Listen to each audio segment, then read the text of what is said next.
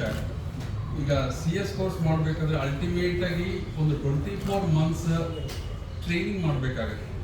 Student qualify ಆಗಿಬಿಟ್ಟು membership ತಗೊಳ್ಳೋ ಒಳಗೆ 24 months ಅವರು ಟ್ರೈನಿಂಗ್ ಮಾಡಬೇಕಾಗುತ್ತೆ. ಆ ಟ್ರೈನಿಂಗು ಒಂದು ಪ್ರಾಕ್ಟೀಸಿಂಗ್ ಕಂಪನಿ ಸೆಕ್ರೆಟರಿಯಿಂದ ಮಾಡ್ಬೋದು ಅಥವಾ ಒಂದು ಕಂಪನಿಯಲ್ಲಿನ ಟ್ರೈನಿಂಗ್ ತಗೊಳ್ಬೋದು. ಈ ಪರ್ಟಿಕ್ಯುಲರ್ ಪ್ರಪೋಸಲ್ ಯಾಕೆ ಮಾಡಿದ್ದಾರೆ ಅಂತಂದರೆ, student will have only the book knowledge. ಆ ಬುಕ್ ನಾಲೆಡ್ಜಿಂದ ಅವರಿಗೆ ಪ್ರಾಕ್ಟಿಕಲ್ ಎಕ್ಸ್ಪೋಜರ್ ಕೊಡೋದಕ್ಕೆ ಅಂತೇಳಿ ಅವರು ಆ ಸ್ಟೂಡೆಂಟು ಬಿಫೋರ್ ಬಿಕಮಿಂಗ್ ಮೆಂಬರ್ ಆ 24 months total training period complete ಮಾಡಬೇಕಾಗುತ್ತೆ. ಆ ಟ್ರೈನಿಂಗ್ ಪೀರಿಯಡಲ್ಲಿ ಕೂಡ ಒಂದು ಸ್ಟೈಫಂಡ್ ಅಂತೇಳಿ ಆಫರ್ ಮಾಡ್ತೀವಿ. ಇಟ್ ರೇಂಜಸ್ ಇನ್ಸ್ಟಿಟ್ಯೂಟ್ ಒಂದು 5,000 ರೂಪಾಯಿ ರೆಕಮೆಂಡ್ ಮಾಡಿದ್ದಾರೆ ಪರ್ ಮಂತ್. ಬಟ್ ಸಿಟಿಗಳಲ್ಲಿ 5,000ಕ್ಕೆ ಆಗೋದಿಲ್ಲ ಅಂತೇಳಿ we also pay even 10,000 also. Companies ಸೇರಿದ್ರೆ ಕೂಡ ಅಲ್ಲಿ ಸ್ಟೈಫಂಡ್ ಎಲ್ಲ ಕೊಡ್ತಾರೆ.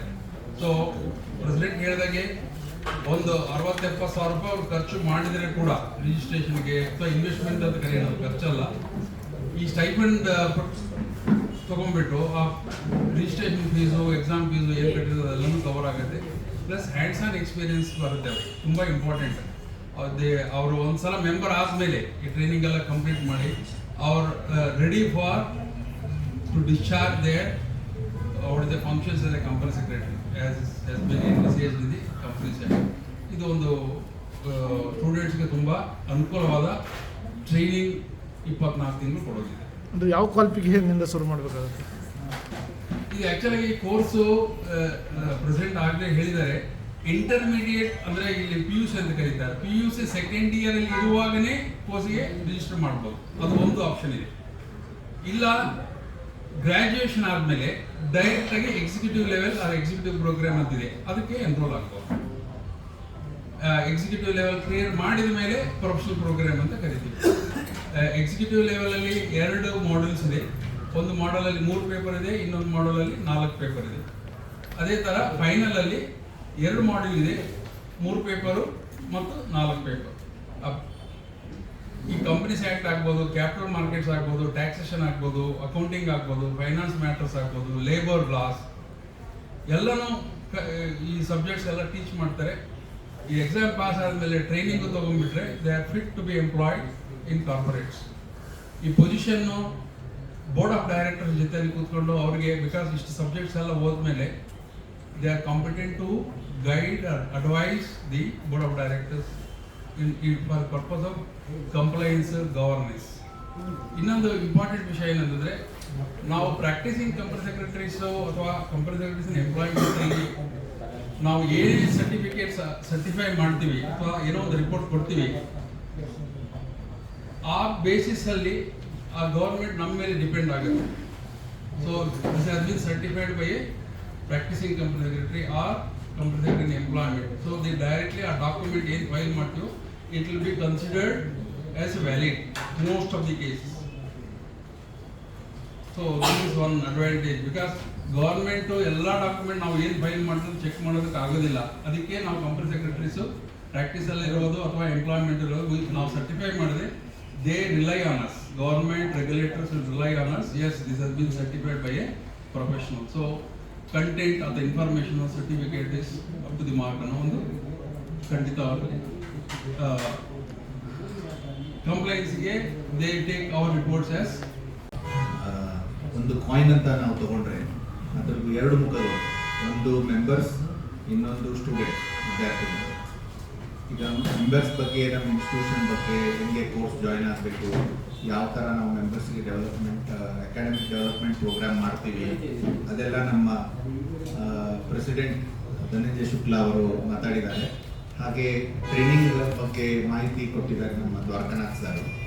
ನಾನು ಒಂದು ಮುಖ್ಯ ವಿಷಯ ಇವಾಗ ಹೇಳಬೇಕಂದ್ರೆ, ಎಸ್ಪೆಷಲಿ ಸ್ಟೂಡೆಂಟ್ಸ್, ಮೊನ್ನೆ 25 ಫೆಬ್ರವರಿಗೆ ರಿಸಲ್ಟ್ ಬಂತು.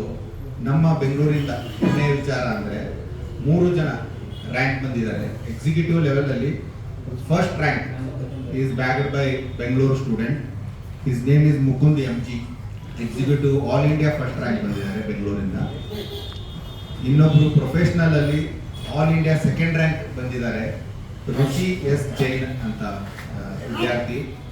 ಹಾಗೆ ಪ್ರೊಫೆಷನಲ್ ಅಲ್ಲಿ 7th all India 7th rank ಬಂದಿದ್ದಾರೆ ಸ್ಫೂರ್ತಿ ಎಂ ಅಂತ. ಇದನ್ನು ಹೇಳ್ಕೊಳ್ಳೋಕ್ಕೆ ತುಂಬ ನಾನು ಹೆಮ್ಮೆ ಪಡ್ತೀನಿ, ಇನ್ನೊಂದು ಮೆಂಬರ್ ಆಗಿ, ಹಾಗೆ ಸೌತ್ ಇಂಡಿಯಾದ ಕೌನ್ಸಿಲ್ ಮೆಂಬರ್ ಆಗಿ. ನಾನು ತುಂಬ ಹೆಮ್ಮೆಯ ವಿಷಯ ಇದು, ಬೆಂಗಳೂರು ಸ್ಟೂಡೆಂಟ್ಸ್ ಮುಂದೆ ಬಂದು CS ಜಾಯ್ನ್ ಆಗಿ ರ್ಯಾಂಕ್ ಎಲ್ಲ ಸ್ಕೋರ್ ಮಾಡ್ತಾ ಇದ್ದಾರೆ. ಅದು ಒಂದು ವಿಷಯ ನಿಮ್ಮ ಹತ್ರ ಶೇರ್ ಮಾಡ್ಕೊಳ್ಳೋಕ್ಕೆ ತುಂಬ ಖುಷಿ ಪಡ್ತಾ ಇದ್ದೀನಿ. ಇನ್ನೊಂದು ಫಾರ್ ಮೆಂಬರ್ಸ್ ಏನಂದರೆ, SEBI securities exchange board of India ನಮ್ಮ ಇನ್ಸ್ಟಿಟ್ಯೂಷನ್ನ ಮೆಂಬರ್ಸನ್ನು on par with statutory auditors ಆಗಿ ನಮ್ಮನ್ನು ರೆಕಗ್ನೈಸ್ ಮಾಡಿ ಅಪಾಯಿಂಟ್ಮೆಂಟ್ ಆಗಲಿ, ಟೆನ್ಯೂರ್ ಆಗಲಿ, ರೆಮ್ಯುನರೇಷನ್ ಆಗಲಿ ಎಲ್ಲನೂ on par with statutory auditors ಇರಬೇಕು. ಯಾಕಂದರೆ ಅವರು ಫೈನಾನ್ಷಿಯಲ್ ಆಡಿಟ್ ಮಾಡ್ತಾರೆ, ರೆಸ್ಟ್ ಎವ್ರಿಥಿಂಗ್ ನಾವು ಆಡಿಟ್ ಮಾಡ್ತೀವಿ. ಹಾಗಾಗಿ ಒಂದು ಮುಖ್ಯವಾದ ನಮಗೆ ಒಂದು ರೆಕಗ್ನಿಷನ್ ಸೆಬಿಯಿಂದ ರೀಸೆಂಟ್ಲಿ ಸಿಕ್ಕಿದೆ.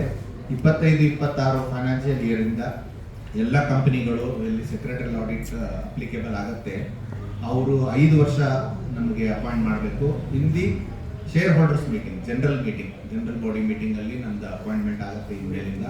ಹಾಗಾಗಿ ನಮಗೆ ಎಕ್ಸ್ಟ್ರಾ ಫೀಚರ್ಸ್ ನಮ್ಮ ಪ್ರೊಫೆಷನ್ಗೆ ಆ್ಯಡ್ ಆಗಿದೆ. ಅದೇ ಥರ ಎಂಪ್ಲಾಯ್ಮೆಂಟ್ ಸೈಡಿಗೆ ಬಂದಾಗ ನಮ್ಮ ಪ್ರೆಸಿಡೆಂಟ್ ಎಕ್ಸ್ಪ್ಲೇನ್ ಮಾಡ್ದಂಗೆ ಕೀ ಮ್ಯಾನೇಜರಿಯಲ್ ಪರ್ಸನಲ್, ಯಾವುದೇ ನೀವು ಕಂಪ್ನಿ ತಗೊಳ್ಳಿ, ಯಾವುದೇ ಸಂಸ್ಥೆ ತಗೊಳ್ಳಿ, ಯಾವುದೇ ಮಿನಿಸ್ಟ್ರಿ ತಗೊಳ್ಳಿ, ಎಲ್ಲ ಮಿನಿಸ್ಟ್ರಿ ಕೆಳಗಡೆ ಒಬ್ಬರು ಚೀಫ್ ಸೆಕ್ರೆಟರಿ ಇರ್ತಾರೆ.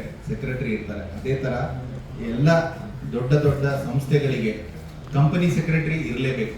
ಆ್ಯಂಡ್ ಸೆಬಿ ಮತ್ತೊಂದು ಅದಕ್ಕೆ ರೆಕಗ್ನಿಷನ್ ಏನು ಕೊಟ್ಟಿದ್ದಾರೆ ಅಂದರೆ, ಎಲ್ಲ ಕಂಪನಿ ಸೆಕ್ರೆಟರಿಗಳು ಇನ್ನು ಕಂಪನಿದಲ್ಲಿ ವರ್ಕ್ ಮಾಡ್ತಾ ಇರೋರು directly they have to report to the chairman or MD.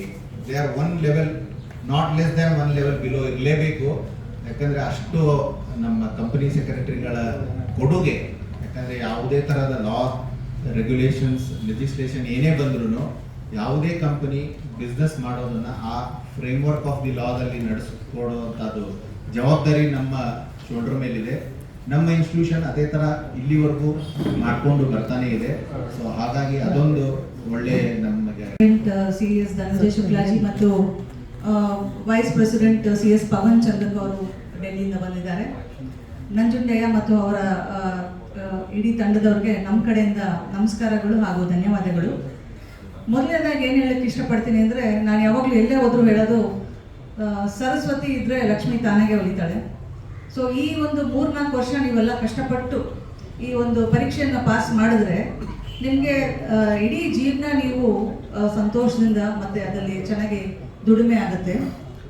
ಮತ್ತು ಸ್ಟೂಡೆಂಟ್ಸ್ಗೆ ನಿಮ್ಮ ಮೂಲಕ ಏನು ಹೇಳಲಿಕ್ಕೆ ಇಷ್ಟಪಡ್ತೀನಿ ಅಂದರೆ, ನೀವು ಸ್ಟೂಡೆಂಟ್ಸ್ಗೆ ನಿಮ್ಮ ಪತ್ರಿಕೆ ಮೂಲಕ ಈ ಕೋರ್ಸ್ ಬಗ್ಗೆ ನೀವು ಇನ್ನಷ್ಟು ವಿಷಯ ಅವ್ರಿಗೆ ತಿಳಿಸ್ಕೊಟ್ರೆ ಮಕ್ಕಳಿಗೆ ಗೊತ್ತಾಗುತ್ತೆ CS ಅಂದರೆ ಏನು, ಇದ್ರದ್ದು ಅರ್ಥ ಏನು, ಕಷ್ಟಪಡೋದ್ರಲ್ಲಿ ಫಲ ಇದ್ದೇ ಇದೆ.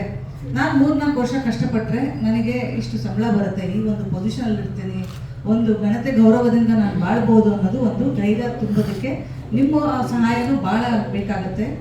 CS ಅನ್ನೋ ಒಂದು ಕೋರ್ಸ್ನ ನಾವು ಎಲ್ಲ ಕಡೆ ಎಲ್ಲೇ ಕಾಲೇಜ್ ಹೋದ್ರೂ ನಾವು ಆ್ಯಕ್ಚುಲಿ ಸಾಕಷ್ಟು ಅದ್ರ ಬಗ್ಗೆ ನಾವು ಮಾಹಿತಿಯನ್ನು ಕೊಡ್ತಾ ಇರ್ತೀವಿ. ಆದರೂ ನಿಮ್ಮ ಮೂಲಕ ಅದು ಹೋದರೆ ಇನ್ನೂ ಸಾಕಷ್ಟು ಎಫೆಕ್ಟಿವ್ ಇರುತ್ತೆ. ಇವತ್ತು ಬೆಳಿಗ್ಗೆ ನಾವು ಬ್ಯಾಂಗ್ಳೂರು ಯೂನಿವರ್ಸಿಟಿಗೆ ಹೋಗಿದ್ವಿ. ನಮ್ಮ ಒಂದು ಆಲ್ರೆಡಿ ಒಂದು MOU ಸೈನ್ ಆಗಿದೆ, ಲಾಸ್ಟ್ ಇಯರ್ ಹೋದ ವರ್ಷ ಅಕ್ಟೋಬರಲ್ಲಿ ಸೈನ್ ಆಗಿತ್ತು. ಇವತ್ತು ನಾವು ರಿಜಿಸ್ಟ್ರಾರ್ನ ಮೀಟ್ ಮಾಡಿದ್ವಿ, CS ಶೇಖ್ ಲತೀಫ್ ಅವರು, KS ಆಫೀಸರು, ಮತ್ತು ಒಂದು 7-8 ಡೀನ್ಗಳಿದ್ರು. ಸೊ ಇಟ್ ವಾಸ್ ತುಂಬ ಖುಷಿ ಆಯಿತು ನಮಗೆ. ಯಾಕೆಂದರೆ ಬ್ಯಾಂಗ್ಳೂರು ಯೂನಿವರ್ಸಿಟಿ ಕೆಳಗೇ 298 ಕಾಲೇಜ್ಗಳು ಬರ್ತಾ ಇದೆ. ಅವ್ರ ಜೊತೆ ನಾವು ಕೊಲಾಬ್ರೇಟ್ ಮಾಡಿರೋದ್ರಿಂದ ನಮ್ಮ ಮತ್ತು ಅವ್ರ ಜೊತೆಗೆ ಸೇರಿ ಯಾರಿಗೆ ಉಪಯೋಗ ಆಗುತ್ತೆ, ಇಲ್ಲಿರುವಂಥ ಎಲ್ಲ ನಮ್ಮ ಮಕ್ಕಳಿಗೆ, ಸ್ಟೂಡೆಂಟ್ಸ್ಗೆ ಭಾಳ ಉಪಯೋಗ ಆಗುತ್ತೆ.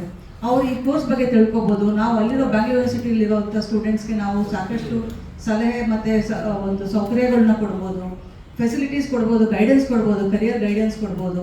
ಹೀಗಾಗಿ ಇದೆಲ್ಲ ಮಾಡ್ತಾ ಏನಾಗುತ್ತೆ, ನಮ್ಮ ಇಡೀ ಕರ್ನಾಟಕ ಹಾಗೂ ಇಡೀ ದೇಶನೇ ಒಂದು ಸಮೃದ್ಧಿ ಕಡೆಗೆ ಬೆಳೆಯೋದಕ್ಕೆ ಈಸಿ ಆಗುತ್ತೆ ಅಂತ ಹೇಳಲಿಕ್ಕೆ ಇಷ್ಟಪಡ್ತೀನಿ.